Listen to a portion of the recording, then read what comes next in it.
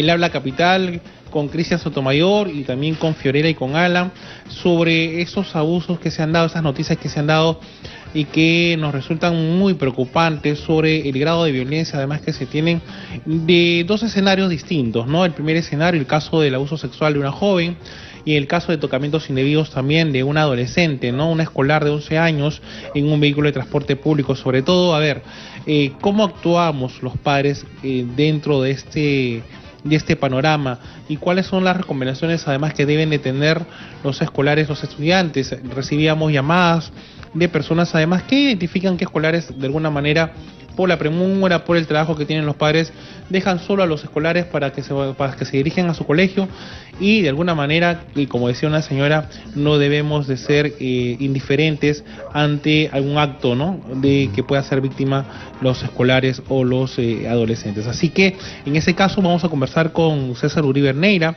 él es psicólogo, precisamente perteneciente al Colegio de Psicólogos de Lima y Callao. César, ¿cómo estás? Buenas tardes, bienvenido a Alerta Capital. ¿Qué tal? Buenas tardes, Jorge. Traigo un saludo de David Villarreal, decano del Colegio Regional. Y lo primero que debo decir es que el Colegio de Psicólogos está radicalmente en contra de todo acto de violencia y discriminación, ¿no? En todo sentido, no solamente por el tema sexual, sino todo tipo de violencia en general. Realmente las noticias, efectivamente, de la mañana son preocupantes. Sin embargo, en muchos sectores de la población se han convertido en situaciones prácticamente habituales, ¿no? Todos los días nos encontramos con una noticia similar o con un feminicidio, ¿no? Anoche igualmente hemos tenido dos. Sí, pues hemos tenido dos, y la cifra aumenta. Así creo es. que ya pasamos la del año pasado, si no me equivoco. Sí, sin duda. Y eso es muy preocupante. Yo creo que a las familias y a la educación le corresponde ahí un trabajo intenso y sostenido. No solamente se trata de generar una campaña, de un movimiento, sino fundamentalmente de tener una actitud, ¿no? Una actitud tanto en la familia como en la escuela misma por parte de los docentes, que es una actitud que además de ser vigilante y cuidadora de una serie de situaciones o de comportamientos, debe ser una actitud formativa. Es decir, finalmente, en esencia, lo que ocurre en cualquier acto de violencia, incluyendo los temas de violación y tocamientos indebidos, es una total ausencia de respeto, ¿no? Es una total ausencia de respeto. Hay algunos tratados, siempre trato de recordar el nombre de este escritor, pero la obra se llama El Enjambre, ¿no? Y es que tiene un apellido chino y entonces resulta complicado memorizarlo, por lo menos a mí. Él dice que vivimos en una sociedad del espectáculo, ¿no?, en donde lo que se ha perdido fundamentalmente en una sociedad del espectáculo es el respeto. Lo que significa distancia también. Dentro de los aspectos etimológicos, respeto significa yo guardo distancia del otro. Lamentablemente, las redes en general han perdido esa distancia. O sea, yo te escribo un WhatsApp y ya estoy contigo. No hay distancia.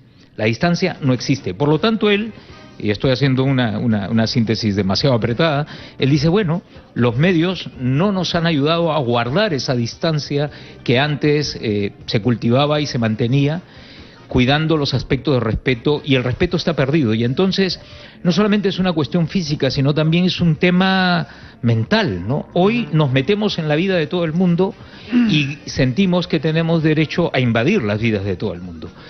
Y esto hay que trabajarlo en la escuela y en la familia, o sea, el acercamiento, la aproximación. Y justo iba en ese punto, ¿no?, más específico, sobre todo el rol que cumple la familia en ese sentido, ¿no? Por ambos, sobre todo yo centrándome en el lado de la juventud, el lado de la adolescencia, obviamente, que si bien es cierto los tiempos son distintos, pero obviamente las conductas y los comportamientos además que deben de tener los padres hacia los hijos, creo que debe ser igual, ¿no? O sea, en el sentido de llevar un orden de recomendación adecuada, de acuerdo, no pasarse la línea, porque a veces lamentablemente ocurren las inquietudes de los escolares, los estudiantes, que de alguna manera pasan la barrera de conducta, y ahí es donde se genera un conflicto con los propios padres, y ellos buscan otras salidas, y en esas salidas con las nuevas amistades ahí es donde puede ocurrir algo, ¿no? Sí, yo creo que tanto en la familia como en la escuela deben haber acuerdos y reglas claras, ¿no?, que permitan estar al lado de los hijos. No es una cuestión de tiempos, y además esto siempre se dice, no, pero es que la gente no tiene tiempo, y hablan de una calidad de tiempo que yo no la comparto finalmente, porque definamos qué cosa es calidad de tiempo y no nos vamos a poner de acuerdo. Pero yo sí creo que es muy importante tener una atención, como decían algunos clásicos de la psicología, una atención flotante. Es decir, una situación en la que yo sigo de cerca lo que ocurre en mis hijos y en el mundo de mis hijos. Eso supone entonces conocer a las amistades y a sus familias, por supuesto, conocer el ambiente escolar y quienes conforman ese ambiente escolar, y también a las familias. Claro, lo que pasa es que a veces, doctor Uribe, a veces sucede que, como usted lo señalaba hace un momento, ¿no?, el tema de los tiempos. El padre que se va muy temprano y sabe que ya lo dejo, y la mamá que también, y a la final en esa escena escolar que queda solo, ¿no? Yo lo entiendo, pero es que ¿en qué sistema estamos viviendo? Entonces, esto, si no rompemos este círculo, vamos a encontrar muy pocas alternativas de solución. Hablamos de que no tenemos tiempo porque el sistema nos absorbe, pero es el mismo sistema el que está generando todo este tipo de situación de violencia. Entonces, si no cortamos por algún lado y el tiempo regresa a ser de alguna forma un manejo mucho más pertinente a las familias y a las propias escuelas, o sea, yo no me puedo pasar el tiempo trabajando para luego después lamentarme que a uno de mis hijos le sucedió algo que no tenía yo previsto.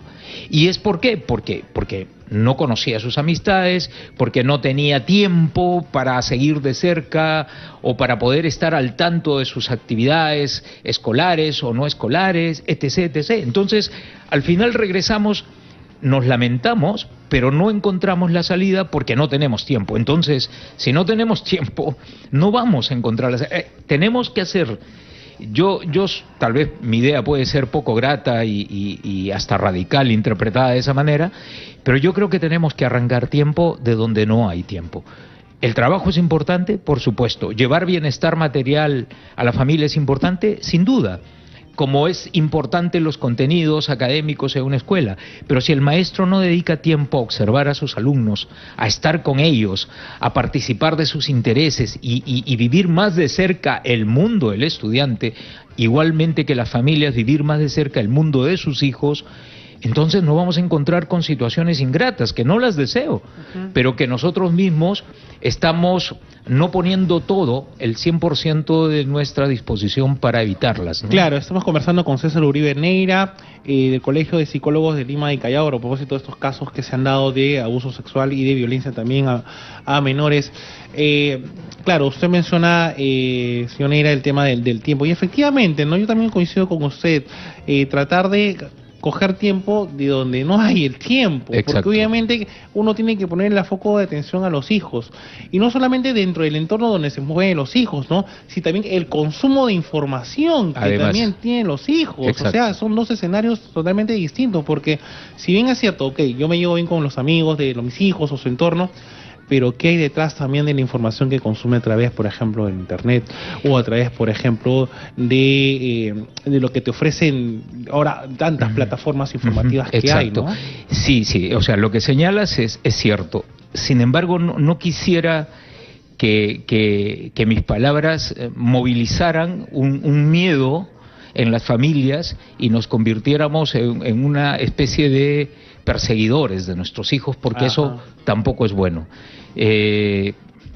Los viejos filósofos siempre hablaban del punto del equilibrio, y yo creo que encontrar el punto del equilibrio también depende un poco del ensayo y error que lamentablemente vamos construyendo a través de la experiencia de ser padres.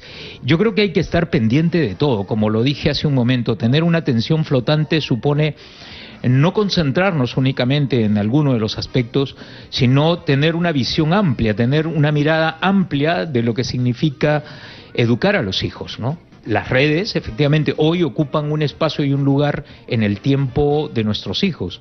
Están pendientes de ello, forman parte de una red, y no sabemos tampoco exactamente qué sucede. un elemento que nos ayuda, sin necesariamente tener que invadir la intimidad y la privacidad de nuestros hijos, que creo que es importante que ellos también la cultiven, es establecer una comunicación desde muy pequeños, ¿no? Yo, en mi experiencia, la comunicación resulta siendo también un factor gravitante. Los padres de familia, lo veo en la universidad con los padres de familia de los postulantes, por ejemplo, a la universidad, que dicen, pero ¿cómo hacemos si nuestros hijos no quieren hablar? ¿Y en qué edad están? 16, 17 años. No hablan, le preguntamos, contestan con monosílabos. Es toda una comunicación telegráfica, aunque ese término ya no se usa.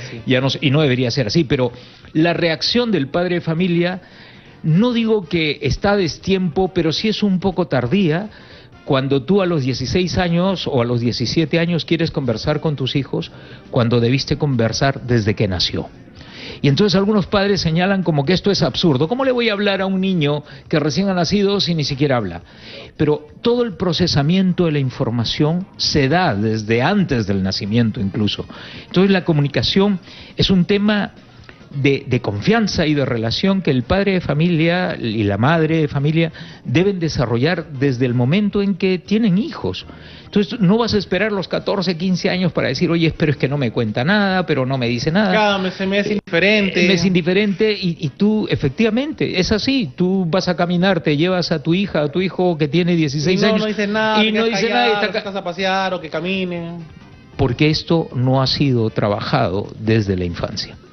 Entonces, yo creo que hay muchas cosas que tenemos que ir cambiando para bien de nuestros hijos y para tener una suerte de prevención, porque nadie tiene una bolita mágica para saber que esto va a ocurrir. Y no se trata solamente de cerrarles el caño, por supuesto, porque puede ser contraproducente y puede ser peor todavía, ¿no? Como dicen, el remedio peor que la enfermedad. Totalmente de acuerdo. Y yo me quedo con el tema de la comunicación definitivamente, doctor Uribe, porque sin comunicación en realidad no se puede hacer nada. Y no es un tema de momento y de edad, es un tema de siempre. Y comunicación no necesariamente quiere decir que porque no sabe hablar o porque no tiene un razonamiento equiparable con el de un adulto, lo vamos a dejar de hacer. Hay que conversar. A veces las preguntas resuenan mucho más en la mente de nuestros hijos que las respuestas que ellos nos puedan dar.